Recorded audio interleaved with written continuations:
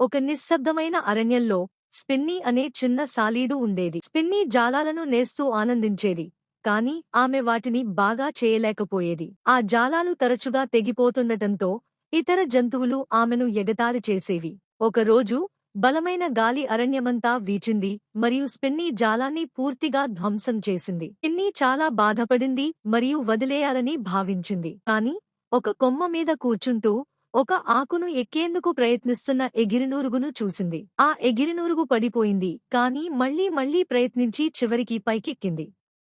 దాంతో స్పిన్నీ ప్రేరణ పొందింది. ఎగిరినూరుగు ప్రయత్నం చేస్తే నేను కూడా చేయగలను అని ఆమె అనుకుంది. స్పిన్నీ మళ్లీ తన జాలాన్ని నెత్తి బాగా శ్రద్ధగా నేయడం ప్రారంభించింది. ప్రతిసారి జాలం తెగినా, చాలా ప్రయత్నాల తర్వాత చివరికి ఆమె ఒక అందమైన, బలమైన జాలాన్ని నేసింది. ఇతర జంతువులు ఆశ్చర్యపోయాయి.